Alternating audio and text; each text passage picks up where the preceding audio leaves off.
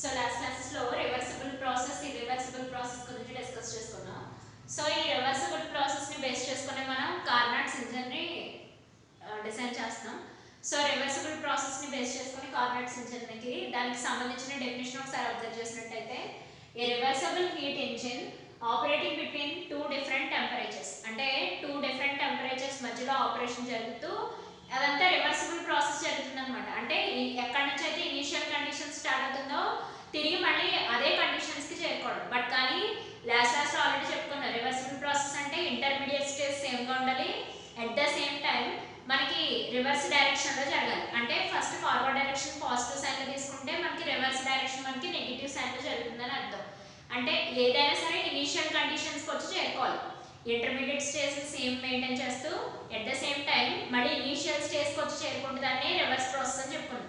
So ఆ process ని reversible process ని బేస్ చేసుకుని ప్లస్ టెంపరేచర్ డిఫరెన్స్ ని మెయింటైన్ చేస్తూ హీట్ ఎనర్జీని వర్క్ ఎనర్జీ కింద కన్వర్ట్ చేస్తుంది ఎవరు, కార్నాట్స్ ఇంజిన్. సో కార్నాట్స్ ఇంజిన్ మనకి heat energy is converted into work energy అని చెప్తాం by using temperature difference concept at the same time reversible process. అంటే ఎక్కడి నుంచి అయితే స్టార్ట్ అయిందో ఇనిషియల్ కండిషన్స్ ఎక్కడి నుంచి అయితే స్టార్ట్ అయ్యో మళ్ళీ తిరిగి అదే కండిషన్స్ కి చేరుకోండి. ఫర్ ఎగ్జాంపుల్ మనం లాస్ట్ క్లాస్ లో రివర్సిబుల్ ప్రాసెస్ కి ఎగ్జాంపుల్ కూడా చెప్పుకున్నాం. ఇప్పుడు ఐస్ ని హీట్ ఎనర్జీ సప్లై చేస్తే వాటర్, మళ్ళీ వాటర్ కి హీట్ ఎనర్జీ సప్లై చేస్తే వాటర్ వేపర్, మళ్ళీ రివర్స్ లో కూల్ చేసుకుంటూ వస్తాయి. ఆ వాటర్ వేపర్ ని మళ్ళీ కూల్ చేస్తే మళ్ళీ వాటర్ కన్వర్ట్ అవుతుంది, మళ్ళీ వాటర్ ని కూల్ చేస్తే ఐస్ ఉంది. అంటే ఐస్ తో స్టార్ట్ అయ్యి మళ్ళీ ఐస్ తోనే ఎండ్ అవుతుంది. సో అలా రివర్సిబుల్ ప్రాసెస్ కి బెస్ట్ ఎగ్జాంపుల్ అది ఆ విషయం లాస్ట్ క్లాస్ లో ఆల్రెడీ డిస్కస్ చేస్తాం. సో రివర్సిబుల్ ప్రాసెస్ జరుగుతుంది, at the same time temperature difference maintain చేస్తూ heat energy can be converted into work energy. So ఆ ఇంజిన్ మనకి కార్నాట్స్ ఇంజిన్ అని చెప్పుకోండి. So Carnot's engine mainly consist of 3 parts అని చెప్తారు. ఒకటి source, next body of the engine, next sink. So ఈ body of the engine లోనే మనకి డిఫరెంట్ పార్ట్స్ ఉంటాయి, అవన్నీ డ్రా చేస్తూ డిస్కస్ చేద్దాం. ఫస్ట్ ఆఫ్ ఆల్ సోర్స్ తీసుకుందాం. సో సోర్స్ ఎప్పుడు కూడా మనకి T1 కెల్విన్, అంటే మనకి టెంపరేచర్ ని కెల్విన్స్ లో కానీ డిగ్రీ సెంటిగ్రేడ్ లో కానీ మెజర్ చేస్తామని ఆల్రెడీ చెప్పుకున్నాం. సో ఈ కేసులో ఏంటంటే మనం కెల్విన్ టెంపరేచర్స్ లో తీసుకున్నాం. సో సోర్స్ ఎప్పుడు కూడా మనకి రిజర్వాయర్ ఆఫ్ హీట్ ఎనర్జీ అనమాట. రిజర్వాయర్ ఆఫ్ హీట్ ఎనర్జీ అంటే దాని అర్థం ఏంటి, జనరల్లీ రిజర్వాయర్స్ అని చెప్తారు కదా, అంటే వాటర్ ని స్టోర్ చేసుకునే క్యాపబిలిటీని వాటర్ రిజర్వాయర్స్ అని అంటారు. మరి హీట్ ఎనర్జీని స్టోర్ చేసుకునే వాటిని హీట్ రిజర్వాయర్స్ అని చెప్తారు. అంటే ఇప్పుడు కూడా మనకి హీట్ ని సప్లై చేస్తూ ఉంటుంది అనమాట సోర్స్. అది సోర్స్ గురించి. Next body of the engine గురించి మాట్లాడాలంటే body of the engine separate parts ఉంటాయి.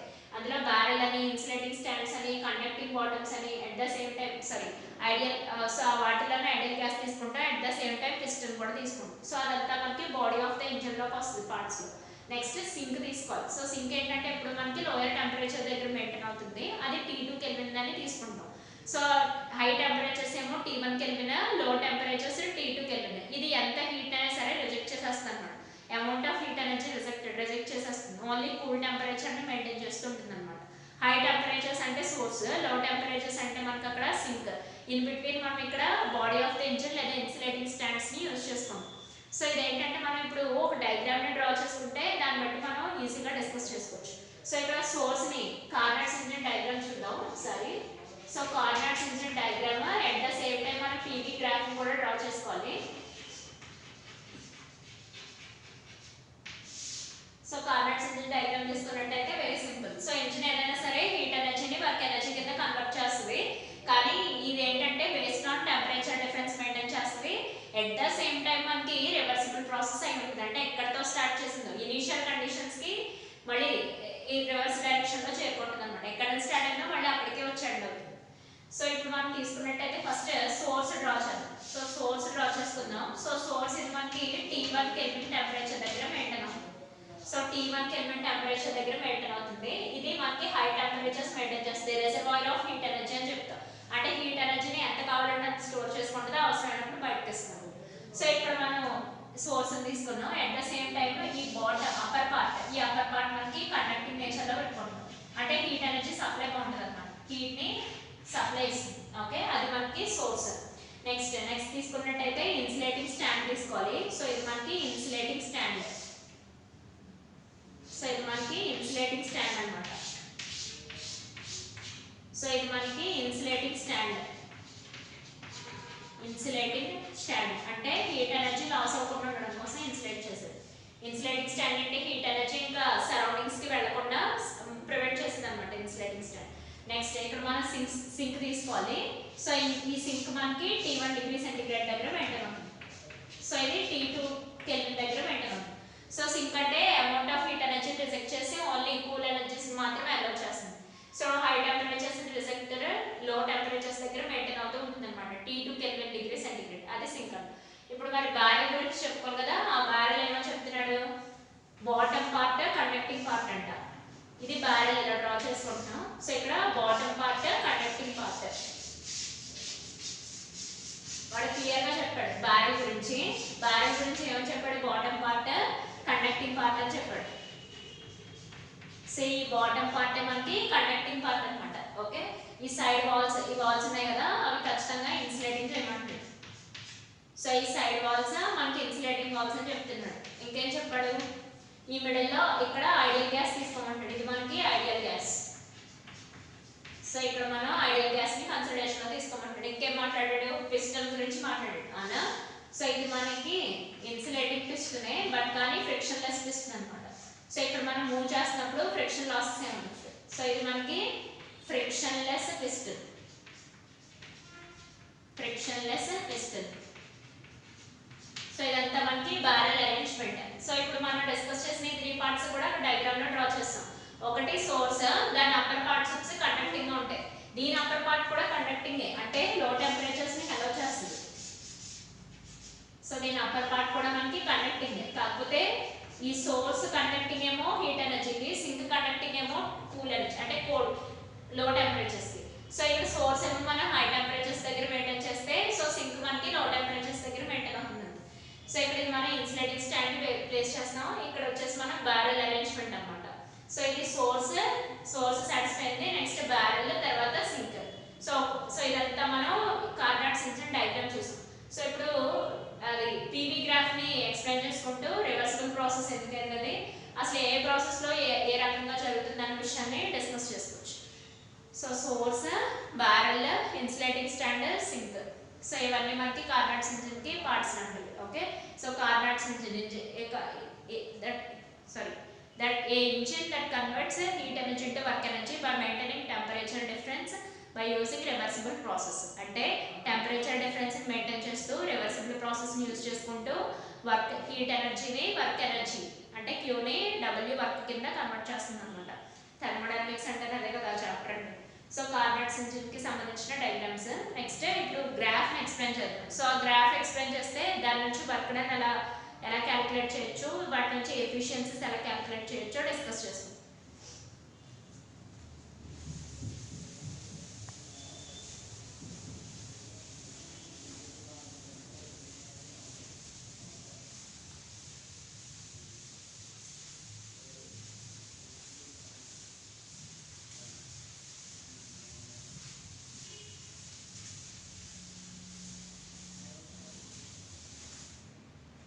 సో ఇప్పుడు గ్రాఫ్ డ్రా చేద్దాం.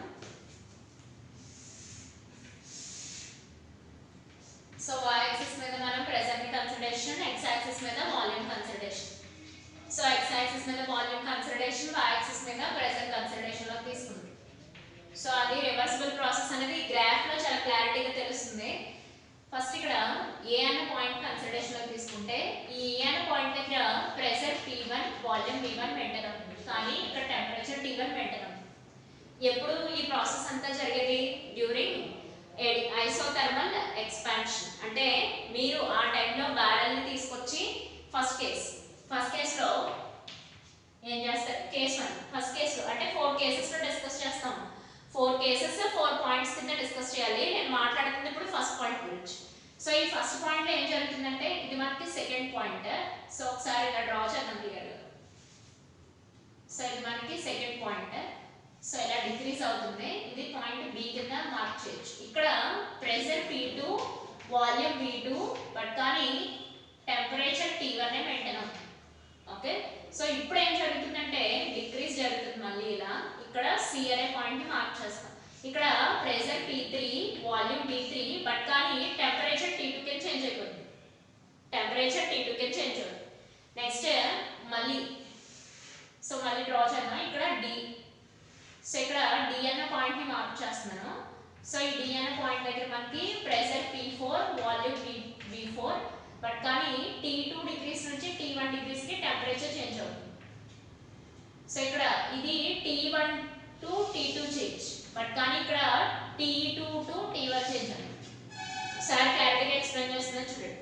సో ఇక్కడ మనం 4 పాయింట్స్ ని కన్సిడరేషన్ లోకి తీసుకున్నాం. ఆ 4 పాయింట్స్ కూడా కేస్ 1 కేస్ 2 కేస్ 3 కింద ఎక్స్ప్లెయిన్ చేసుకోవచ్చు, అది ఇబ్బంది లేదు. సో ఇక్కడ ఫస్ట్ కేస్ లో చూసినట్టయితే ఈ AB కర్వ్ చూసినట్టయితే దీన్ని ఐసోథర్మల్ ఎక్స్పాన్షన్ అని చెప్పాలి. AB curve. సో ఇక్కడ మనం డ్రా చేసిన AB కర్వ్ ఉంది కదా, సో ఈ AB కర్వ్ మనం ఐసోథర్మల్ ఎక్స్పాన్షన్ అని చెప్తాం. AB కర్వ్ ని ఐసోథర్మల్ ఎక్స్పాన్షన్ అని చెప్తాం. సో ఇక్కడ ప్రొడ్యూస్ అయిన BC కర్వ్ ని ఎడియాబాటిక్ ఎక్స్పాన్షన్ అని చెప్పాలి. సో ఇది మనకి ఎడియాబాటిక్ ఎక్స్పాన్షన్ అని ఎక్స్ప్లెయిన్ చేస్తాం. నెక్స్ట్ ఇక్కడ ప్రొడక్షన్ అయిన CD కర్వ్ ఇది మనకి ఐసోథర్మల్ కంప్రెషన్ అని చెప్తాం. సో ఈ కర్వ్స్ ని బేస్ చేసుకొని నేను ఎక్స్ప్లెయిన్ చేస్తున్నాను చూడండి. Isothermal compression. నెక్స్ట్ ఈ DA అని కర్వ్ ఉంది కదా, ఇది మనకి ఎడియాబాటిక్ కంప్రెషన్ అవుతుంది. సో DA కర్వ్ వచ్చేసి మనకి ఎడియాబాటిక్ కంప్రెషన్ అని చెప్తాం. సో ఒకసారి మళ్ళీ క్లియర్ గా ఎక్స్ప్లెయిన్ చేస్తున్నాను చూడండి. పాయింట్ A మనకి pressure P1 volume V1 temperature T1 దగ్గర మెయింటైన్ అవుతూ ఉంటుంది. సో అది మనకి చేంజెస్ జరుగుతాయి. మనకి జరిగినప్పుడు ఏమవుతుందంటే P2 V2 కింద ప్రెషర్ చేంజ్ అయ్యి టెంపరేచర్ T1 మెయింటైన్ అవుతుంది. సో ఈ కంప్రెషన్ ఈ ఎక్స్పాన్షన్ నే ఐసోథర్మల్ ఎక్స్పాన్షన్ అని చెప్తాం. అది ఎప్పుడు జరుగుతుందో డిస్కస్ చేద్దాం ఇప్పుడు. సో ఇది సెకండ్ కేస్ వచ్చి మనకి ఎడియాబాటిక్ ఎక్స్పాన్షన్ జరుగుతుంది. First isothermal expansion, next adiabatic expansion. So ఇది ఏంటంటే ప్రెషర్ P3 V3 కింద చేంజ్ అయింది కానీ టెంపరేచర్ T1 నుంచి T2 కి చేంజ్ అయిపోతుంది. ఇక్కడ CD కర్వ్ తీసుకోండి. సో ఈ CD కర్వ్ ఏంటంటే మనకి ఐసోథర్మల్ కంప్రెషన్ జరుగుతుంది. ఇక్కడ మనకి D అనే పాయింట్ దగ్గర ప్రెషర్ P4 V4 మెయింటైన్ అవుతూ టెంపరేచర్ చేంజ్ అనేది మారిపోతుంది. అంటే ఇక్కడ మనకి T2 డిగ్రీస్ నుంచి T1 డిగ్రీస్ కి చేంజ్ అయిపోతుంది. ఈ కర్వ్ మనం ఎడియాబాటిక్ కంప్రెషన్ అని చెప్పాలి. అయితే ఈ కంప్రెషన్లు ఎక్స్పాన్షన్లు ఇవన్నీ ఐసోథర్మల్ అని ఒకసారి ఎడియాబాటిక్ అని ఒకసారి చెప్తున్నాం, అవునా? ఐసోథర్మల్ అని అంటే ఏంటి? సిస్టమ్ కి సరౌండింగ్స్ కి మధ్య హీట్ ట్రాన్స్ఫర్ జరుగుతుంది, ఐసోథర్మల్. మరి ఎడియాబాటిక్ ప్రాసెస్ అంటే ఏంటి? ఆ సిస్టమ్ కి సరౌండింగ్స్ కి మధ్య ఎటువంటి హీట్ ఎనర్జీ ట్రాన్స్ఫర్ అవ్వకపోతే అది ఎడియాబాటిక్, అవునా? సో సిస్టమ్ కి సరౌండింగ్స్ కి మధ్య హీట్ ట్రాన్స్ఫర్ ని బేస్ చేసుకునే whether it is and isothermal లేదా ఎడియాబాటిక్ అని డిస్కస్ చేస్తాం. సో ఇప్పుడు ఆ ప్రాసెస్ నే మనం ఇక్కడ చెప్తున్నాం ఆ కర్వ్ లో. సో మొత్తం కార్నాట్ ఇంజిన్ కి ఈ కర్వ్ చాలా ఇంపార్టెంట్. దీన్ని బేస్ చేసుకునే మనం ఇప్పుడు కేస్ 1 కేస్ 2 కేస్ 3 ని ప్రూవ్ చేయాలి. సో దాన్ని బేస్ చేసుకునే మనం వర్క్ డన్ ని క్యాలిక్యులేట్ చేయడం ఈజీ. అంటే అక్కడ మనకి ఐసోథర్మల్ ప్రాసెస్ జరుగుతుందా ఎడియాబాటిక్ ప్రాసెస్ జరుగుతుందా అని చెప్పాలి. సో కార్నాట్ ఇంజిన్ చాలా ఇంపార్టెంట్ క్వశ్చన్. ఈ ఫస్ట్ ఇయర్ మీకు ఐపీ ఎగ్జామ్స్ లో కార్నాట్ ఇంజిన్ చాలా ఇంపార్టెంట్ క్వశ్చన్ ఫిజిక్స్ ని చూసుకుంటే. సో ఇక్కడ ఫస్ట్ కేస్ ని డిస్కస్ చేద్దాం. సో ఇక్కడ కేస్ 1 ఏంటంటే మనకి ఐసోథర్మల్ ఎక్స్పాన్షన్. ఈ ఐసోథర్మల్ ఎక్స్పాన్షన్ ఎక్కడెక్కడ జరుగుతుందో చూడాలి. So isothermal expansion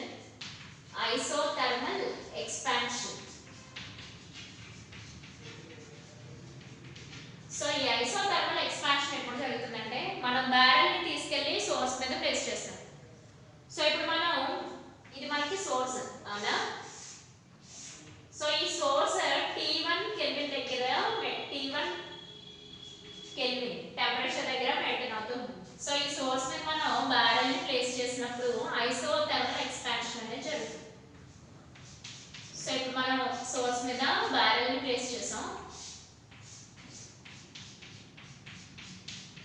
okay, so ఇప్పుడు ఏంటంటే ఇది మనకి హీట్ ఎనర్జీ, సోర్స్ మనకి హీట్ ఎనర్జీని సప్లై చేస్తుంది. సో ఎప్పుడైతే సోర్స్ మనకి బ్యారెల్ లో ఉన్న ఐడియల్ గ్యాస్ కి హీట్ ఎనర్జీని సప్లై చేసిందో ఆటోమేటిక్ గా piston frictionless piston, generally pistons కి ఫ్రిక్షన్లెస్ అని ఎందుకు తీసుకుంటాం అంటే స్మూత్ యాక్షన్ అన్నమాట. Smooth up and down, upward direction downward direction లో మూవ్ అవ్వాలి. ఆ piston upward direction downward direction లో మూవ్ అయినప్పుడు ఫ్రిక్షన్ ఉందనుకో, ఫ్రిక్షన్ ఉంటే ఏంటంటే ఆ మూవింగ్ అనేది అంత ఫ్రీగా ఉండదు. దానివల్ల ఏంటంటే కొంతవరకు లాస్ వచ్చేస్తుంది కైనెటిక్ ఎనర్జీ. దానివల్ల ఏంటంటే ఫ్రిక్షన్లెస్ పిస్టన్ కింద తీసుకుంటారు. సో ఆ పిస్టన్ మనకి ఎక్స్పాన్షన్ అంటున్నారు కాబట్టి ఐడియల్ గ్యాస్ కొంచెం రైజ్ అవుతుంది అనమాట, అప్వర్డ్ డైరెక్షన్ లో వెళ్ళడం. సో ఇప్పుడు ఈ పిస్టన్ మనకు ఫ్రిక్షన్లెస్ పిస్టన్ మీరు ఎప్పుడైతే సోర్స్ నుంచి హీట్ ఎనర్జీ ఐడియల్ గ్యాస్ కి సప్లై చేశారో, ఈ ఐడియల్ గ్యాస్ కి ఎప్పుడైతే సప్లై చేశారో ఇది మనకి ఐసోథర్మల్ ట్రాన్స్ఫర్ అనేది జరిగింది. అందువల్ల ఈ పిస్టన్ కొంచెం అప్వర్డ్ డైరెక్షన్ లో మూవ్ అవ్వి ఎక్స్పాన్షన్ అనేది జరుగుతుంది. Expansion. So piston upward direction లో మూవ్ అయ్యి మనకి ఐడియల్ గ్యాస్ ఎక్స్పాన్షన్ అనేది జరుగుతుంది. ఎవరి ఎక్స్పాన్షన్ జరుగుతుంది? ఐడియల్ గ్యాస్ ఎక్స్పాన్షన్ జరుగుతుంది. ఐడియల్ గ్యాస్ ఎక్స్పాన్షన్ జరిగి సో పిస్టన్ ఈ ప్లేస్ నుండి అప్వర్డ్ డైరెక్షన్ లో మూవ్ అవుతుంది. ఎప్పుడు మీరు ఈ బ్యారెల్ ని తీసుకొచ్చి సోర్స్ మీద ప్లేస్ చేసినప్పుడు. అంటే ఐసోథర్మల్ అని ఎందుకన్నామంటే ఇక్కడ ఇది సిస్టమ్, ఇది మనకి సరౌండింగ్స్ అనుకుంటే ఈ రెండింటి మధ్య మనకి హీట్ ఎనర్జీ అనేది ట్రాన్స్ఫర్ అయింది. దానివల్లే ఆ ఐడియల్ గ్యాస్ యొక్క కైనెటిక్ ఎనర్జీ ఇంక్రీజ్ అయ్యి సో పిస్టన్ అనేది అప్వర్డ్ డైరెక్షన్ లోకి మోషన్ లోకి వచ్చింది. ఓకే, అది మనకి isothermal expansion. Next adiabatic expansion జరిగింది. ఎప్పుడు? సో ఈ కేస్ 2 లో ఏంటంటే ఏడియాబాటిక్ ఎక్స్పాన్షన్ జరిగింది. ఎప్పుడు జరిగింది? So adiabatic expansion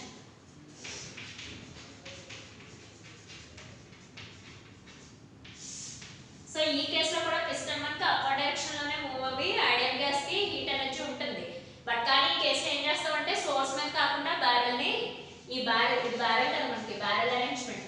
so source మీద ప్లేస్ చేయకుండా బ్యారెల్ ని సారి ఇన్సులేటింగ్ స్టాండ్ మీద ప్లేస్ చేయాలి. సో ఈ సెకండ్ కేసులో ఇన్సులేటింగ్ స్టాండ్ మీద ప్లేస్ చేస్తాం. మనం ప్లేస్ చేసేదే ఇన్సులేటింగ్ స్టాండ్ మీద ప్లేస్ చేస్తాం ఈసారి బ్యారెల్ ని. సో ఎప్పుడైతే బ్యారెల్ ని ఇన్సులేటింగ్ స్టాండ్ మీద ప్లేస్ చేసామో అక్కడ సిస్టమ్ కి సరౌండింగ్స్ కి మధ్య హీట్ ఎనర్జీ ఎక్కడ ట్రాన్స్ఫర్ అవుతుంది? ఇంకా అసలు ట్రాన్స్ఫర్ అయ్యే అవకాశమే లేదు. సో ఇప్పుడు పిస్టన్ తీసుకున్నాం. ఇప్పుడు కూడా పిస్టన్ అప్వర్డ్ డైరెక్షన్ ఎక్స్పాండ్ అయ్యి అప్వర్డ్ డైరెక్షన్ లోనే ఉంటుంది. బట్ కానీ సిస్టమ్ కి సరౌండింగ్స్ కి మధ్య ఎటువంటి హీట్ ట్రాన్స్ఫర్ అనేది ఉండదు. ఎందుకు? మీరు ఇక్కడ తీసుకుందే ఇన్సులేటింగ్ స్టాండ్ కాబట్టి. సో ఈ ఇన్సులేటింగ్ స్టాండ్ ఏ రకమైన హీట్ ఎనర్జీని సప్లై చేయదు కాబట్టి అక్కడ ఉన్న సిస్టమ్ కి సరౌండింగ్స్ కి మధ్య ఎటువంటి హీట్ ఎనర్జీ ట్రాన్స్ఫర్ అవ్వదు. సో అది మనకి ఏడియాబాటిక్ ఎక్స్పాన్షన్ అవుతుంది. సో ఈ కేసులో కూడా ఏడియాబాటిక్ ఎక్స్పాన్షన్ జరుగుతుంది. బట్ కానీ ఎక్స్పాన్షన్ అయితే నార్మలే. సో ఒకసారి ఏమో ట్రాన్స్ఫర్ అవుతుంది, ఒకసారి ట్రాన్స్ఫర్ అవుతుంది. రీజన్ ఏంటంటే ఫస్ట్ కేసులో సోర్స్ మీద ప్లేస్ చేస్తాం, సో సెకండ్ కేసులో ఇన్సులేటింగ్ స్టాండ్ మీద ప్లేస్ చేస్తాం. అదే రీజన్. సో ఇప్పుడు మనం ఇన్సులేటింగ్ స్టాండ్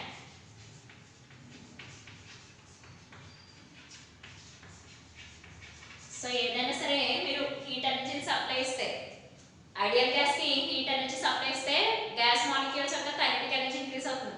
ఎప్పుడైతే ఇంక్రీజ్ అయిందో పిస్టన్ డైరెక్షన్ అనేది కొంచెం అప్వర్డ్ డైరెక్షన్ లో మోషన్ లోకి వస్తుంది. బట్ మనం తీసుకుంది కూడా మనం ఫ్రిక్షన్లెస్ పిస్టన్ కాబట్టి ఫ్రిక్షన్ లాసెస్ కూడా ఉంటుంది. సో దానివల్ల ఏంటంటే మనకి ఎక్స్పాన్షన్ అనేది జరుగుతుంది. ఐసోథర్మల్ ఎక్స్పాన్షన్ ఎందుకంటే తీసుకున్న సిస్టమ్ సరౌండింగ్స్ కి మధ్యలో ఎలాగో హీట్ ఎనర్జీ అనేది ట్రాన్స్ఫర్ అయింది. ఎందుకంటే ఇది T1 కెల్విన్ సెంటిగ్రేడ్ దగ్గర ఆల్రెడీ ఇది రిజర్వాయర్ ఆఫ్ హీట్ కూడా అవునా, ఎంత కావాలంటే అంత హీట్ ఎనర్జీని సప్లై చేస్తుంది. మరి సెకండ్ కేసులో అలా కాదు, సిస్టమ్ కి సరౌండింగ్స్ కి మధ్య ఎటువంటి హీట్ ఎనర్జీ సప్లై ట్రాన్స్ఫర్ లేదు. ఎందుకంటే తీసుకున్న ఇన్సులేటింగ్ స్టాండ్ కదా, ఇది ఎటువంటి హీట్ ఎనర్జీని సప్లై ప్రొవైడ్ చేయదు. దానివల్ల ఏంటంటే ఎక్స్పాన్షన్ జరుగుతుంది కానీ రెండింటి మధ్య కోఆర్డినేషన్ అనేది మాత్రం మిస్ అయిపోతుంది, అటు సిస్టమ్ కి ఇటు సరౌండింగ్స్ కి కూడా. ఇంకా థర్డ్ కేసు వచ్చినట్టయితే మనకి ఐసోథర్మల్ కంప్రెషన్. ఇప్పుడు ఏమవుతుంది సిచ్యువేషన్? ఐసోథర్మల్ కంప్రెషన్ అంటే తీసుకెళ్లి సోర్స్ మీద కాబట్టి సింక్ మీద ప్లేస్ చేయాలి. సో ఈసారి ఏంటంటే బ్యారెల్ ని సోర్స్ కాకుండా ఈసారి సింక్ మీద ప్లేస్ చేస్తాం అన్నమాట. కంప్రెషన్ గ్యాస్ కూల్ అయితే కంప్రెస్ అవుతుంది. So T2 kelvin. So expansion place లో ఈసారి మనం కంప్రెషన్ ని ప్లేస్ చేసుకుంటాం అంతే. సో కంప్రెషన్ అంటే ఏంటి? గ్యాస్ ని కూల్ చేస్తే. So ideal gas temperature values ఎప్పుడైతే డిక్రీజ్ చేసుకుంటూ వచ్చామో గ్యాస్ ఎప్పుడైతే కూల్ అయిందో ఆటోమేటికల్ గా ఐడియల్ గ్యాస్ కంప్రెస్ అవుతుంది. అంటే పిస్టన్ డైరెక్షన్ ఉంది, డౌన్వర్డ్ డైరెక్షన్ వస్తుంది అన్నమాట. ఇప్పుడు ఈ పిస్టన్ మనకి డౌన్వర్డ్ డైరెక్షన్ లో మోషన్ లోకి వస్తుంది. So downward direction.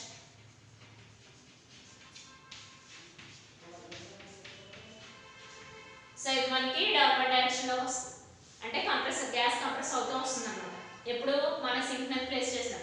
Generally sync మనకి హీట్ ఎనర్జీని రిజెక్ట్ చేస్తూ సో టెంపరేచర్ ని డిక్రీజ్ చేసుకుంటూ వచ్చేస్తుంది అనమాట. ఎందుకంటే లోయర్ టెంపరేచర్స్ దగ్గర మెయింటైన్ అవుతూ ఉంటుంది. అందువల్ల gas molecules kinetic energy decrease అయిపోతూ వచ్చి పిస్టన్ మనకి డౌన్వర్డ్ డైరెక్షన్ లో కంప్రెస్ అవుతుంది. బట్ కానీ సిస్టమ్ కి సరౌండింగ్స్ కి మధ్య ట్రాన్స్ఫర్ జరుగుతుంది. అక్కడ లో టెంపరేచర్స్ అనేవి ట్రాన్స్ఫర్ జరుగుతుంది. అందువల్ల మనకి ఇది ఐసోథర్మల్ కంప్రెషన్. మరి ఫోర్త్ కేసులో చూసినట్టయితే సేమ్ దీనిలాగే ఏడియాబాటిక్ కంప్రెషన్. ఈసారి ఎక్స్పాన్షన్ కాదు, నువ్వు ఆల్రెడీ కూల్ చేసిన దాన్ని తీసుకెళ్ళి మళ్ళీ ఇన్సులేటింగ్ స్టాండ్ మీద ప్లేస్ చేస్తూ ఉంది. కొంతవరకు గ్యాస్ కూల్ చేసి మీరు తీసుకెళ్ళి ఏడియాబాటిక్ స్టాండ్ మీద ప్లేస్ చేస్తే అక్కడ కూడా కంప్రెషన్ జరుగుతుంది. బట్ కానీ ఈ రెండింటికి మధ్య అంటే సిస్టమ్ కి సరౌండింగ్స్ కి మధ్య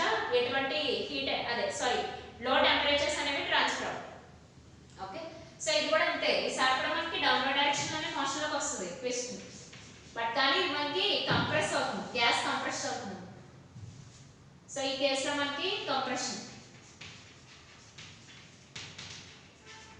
సో ఆ విషయం ఇప్పుడు మనం ప్రెజర్ వాల్యూమ్ కి గ్రాఫ్ తీసుకొని ఎక్స్ప్లెయిన్ చేస్తాం. ఏమని? సో ఐసోథర్మల్ ఎక్స్పాన్షన్స్ లో మనకి సోర్స్ మీద ప్లేస్ చేస్తాం బ్యారెల్. ఏడియాబాటిక్ ఎక్స్పాన్షన్ లో ఇన్సులేటింగ్ స్టాండ్ మీద ప్లేస్ చేస్తాం బ్యారెల్. నెక్స్ట్ ఐసోథర్మల్ కంప్రెషన్ లో బ్యారెల్ ని సింక్ మీద ప్లేస్ చేయాలి, సింక్ మీద. ఓకే, ఏడియాబాటిక్ కంప్రెషన్ లో తీసుకెళ్లి ఇన్సులేటింగ్ స్టాండ్ మీద ప్లేస్ చేస్తాం అంతే. ఫస్ట్ ఐసోథర్మల్ లో సోర్స్, తర్వాత ఏడియాబాటిక్ ఎక్స్పాన్షన్ లో మళ్ళీ ఇన్సులేటింగ్ స్టాండ్, మిడిల్ లో ఐసోథర్మల్ కంప్రెషన్ లో సింక్, మళ్ళీ తీసుకొచ్చి ఏడియాబాటిక్ కంప్రెషన్ లో ఇన్సులేటింగ్ స్టాండ్. ఏడియాబాటిక్ ఉన్న ప్రతిసారి ఇన్సులేటింగ్ స్టాండ్ యూజ్ చేసుకోలేము. ఐసోథర్మల్ ఎక్స్పాండ్ అయితే సోర్స్ మీద ప్లేస్ చేయాలి, అదే కూల్ చేద్దాం అనుకుంటే సింక్ మీద ప్లేస్ చేయాలి. అదే డిఫరెన్స్. ఎక్స్పాండ్, ఇప్పుడు ఐడియల్ గ్యాస్ ని ఎక్స్పాండ్ చేద్దాం అంటే హీట్ ఎనర్జీ ఇంక్రీజ్ చేయాలి. ఎప్పుడైతే నువ్వు టెంపరేచర్ ఇంక్రీజ్ చేస్తామో ఆటోమేటిక్ గా గ్యాస్ మాలిక్యూల్స్ కున్న కైనెటిక్ ఎనర్జీ ఇంక్రీజ్ అయిపోతుంది. అదే టెంపరేచర్ డిక్రీజ్ చేస్తే gas molecule kinetic energy decrease అవుతుంది. ఎట్ ద సేమ్ టైం వాటికి అది మనకి కంప్రెషన్ కూడా జరుగుతుంది. ఓకే, సో ఇది మనం compression, expansion, isothermal, adiabatic. So ఈ ప్రాసెస్ లో మనం కన్ఫ్యూజ్ అవ్వకుండా క్లారిటీగా నేర్చుకోవాలి. మీరు ఏ పేరు తప్పు రాసినా దానికి ఉన్న మీనింగ్ కూడా తప్పైపోతుంది. అందుకని isothermal expansion, adiabatic expansion, isothermal compression, adiabatic compression అని చెప్పుకుంటాం. సో ఇక్కడ మనకి మెయిన్ గా తెలిసిన విషయం ఏంటంటే ఏడియాబాటిక్స్ లో టెంపరేచర్స్ అనేవి చేంజ్ అయిపోతూ వస్తాయి. అవి ఈక్వేషన్స్ డిస్కస్ చేసుకున్నప్పుడు చేసుకోవచ్చు. సో ఇప్పుడు మనం ఫస్ట్ చేయాల్సిందల్లా ఐసోథర్మల్ ఎక్స్పాన్షన్ కి వర్క్ డన్ రాసుకోవాలి. ఆ తర్వాత ఏడియాబాటిక్ కి, ఆ తర్వాత అలా ప్రతిదానికి మనం ఈక్వేషన్ రాసుకుంటూ రావాలన్నమాట.